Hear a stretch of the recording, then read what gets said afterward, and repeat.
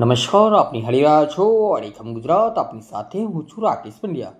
મહીસાગરના લુણાવાડાથી આ વખતના સમાચાર મળી રહ્યા છે, જ્યાં દારૂબંધીના લીલા ઉડાવનાર ટ્રક ડ્રાઈવરની જામીન અરજી કોર્ટે સખ્ત શબ્દોમાં ફગાવી દીધી છે.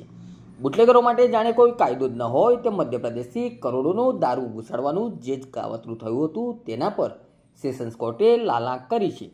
શું છે આખી વિગત, જોઈએ આ ખાસ રિપોર્ટમાં.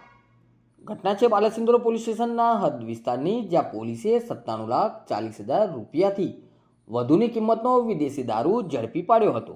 આ ગુનાનો મુખ્ય સૂત્રધાર અને ટ્રક ડ્રાઈવર મધ્યપ્રદેશના ધાર જિલ્લાનો રહેવાસી શકીલ ખાન લિયાકત ખાન હુસેન ખાન, જેણે જેલમાંથી બહાર આવવા માટે એડી ચોટીનું જોર લગાવ્યું હતું, પણ લુણાવાડા સેશન્સ કોર્ટે તેની તમામ દલીલોને ફગાવી દીધી છે.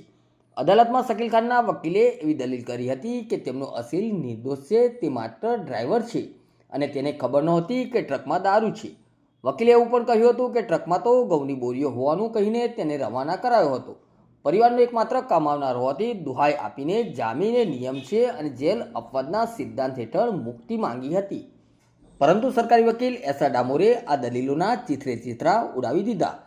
સરકારી વકીલે કોર્ટને જણાવ્યું હતું કે આરોપી શકીલ ખાન સફેદ જૂઠ બોલી રહ્યો છે. આરોપીએ પોલીસને છેતરવા માટે એવું નામ આપ્યું નંદરામ.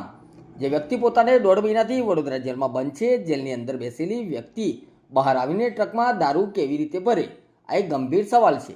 મહેરબાન સેશન જજ એમ.એન. ગડકરી સાહેબે આ મામલાની ગંભીરતા જોતા સાફ શબ્દોમાં કહી દીધું હતું કે ગુજરાત જેવા ડ્રાય સ્ટેટમાં ઘઉંના ભૂસાની આડમાં આટલો મોટો દારૂનો જથ્થો લઈ જવો એ સામાન્ય બાબત નથી. 14,688 બોટલો અને 97 લાખની મત્તા.